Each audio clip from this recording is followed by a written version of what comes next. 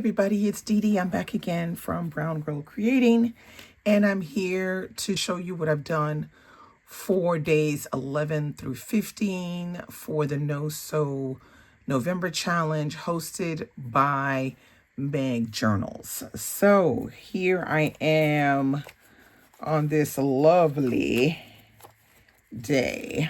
All right. So the first prompt for day 11 was mini collage. So I really respected it. I did exactly what it said. And I did this tiny little mini collage. I put it down on the bottom of this page, which is made, this is the tissue paper that you find when people do packages.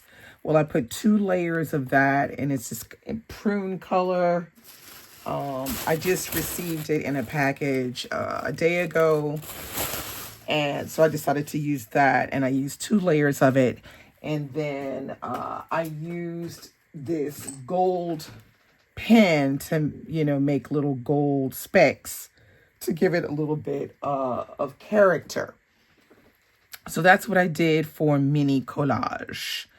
All right, next we have day 12. So day 12 is really a mix of a lot of different black and white scraps because the prompt was black and white. So I respected that, and I just used all of the little scraps that I can find. The only thing that isn't a scrap is this dot right here. This is a sticker, and this washi tape right here, and this washi tape here. But everything else, it's scraps. But I stuck with the black and white theme, and I tried to balance my collage out. So yeah, you can see some little eyes there and an eye there because I used some paper out of a coloring book that I had with the Japanese theme. And so the paper in the background, I think it has a lot of origami frogs on it. And so I decided to use that as my background, and I just kind of built from there. Okay, so our next one is day 13, which is gentle lines.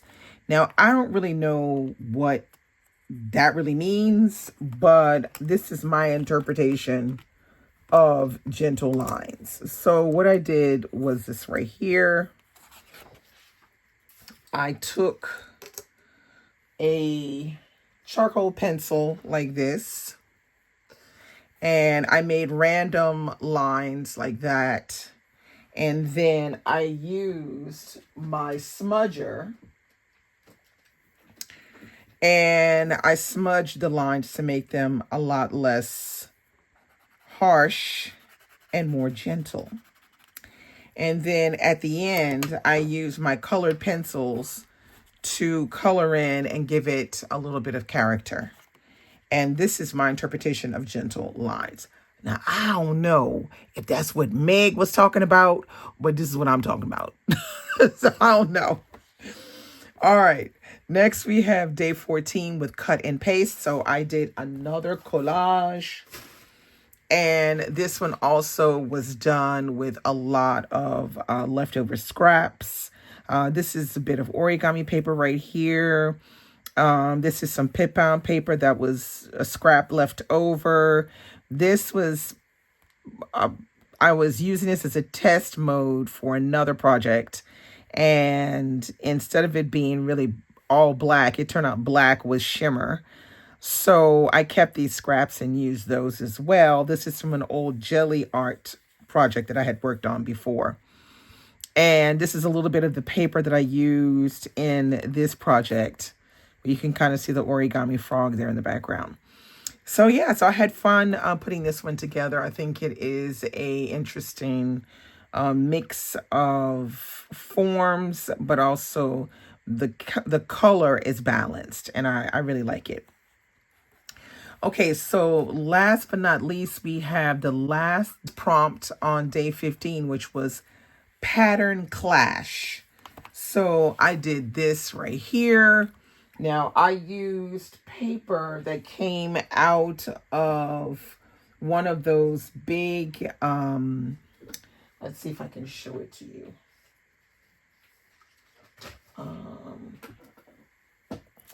It came out of this one right here. I think it's All You Need Is Paper. So it has a lot of different things inside of there. So I took out the polka dots and the stripes. And for the black and white ones, I used this right here, which is called a paper block A4 from Craft Sensations. Now, I got this from a cheap shop here in Normandy, where I live, and I think I might have paid like €4 for this booklet of black paper. It's just everything is black and white or gray with different shapes. So I used that to take out this one and this one. And what I did was I used my circle tool, and I made circles either from this, and I think this and this.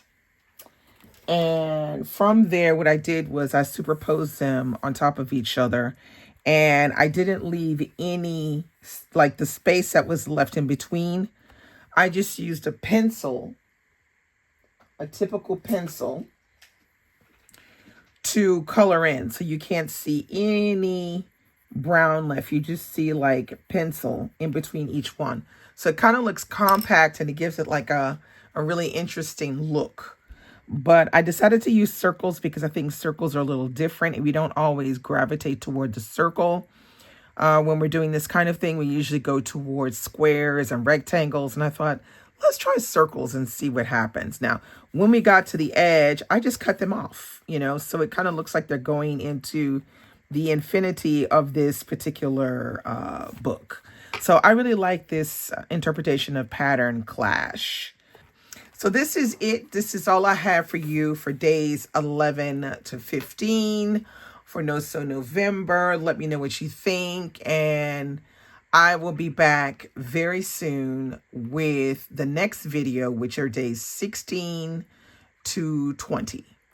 Bye-bye.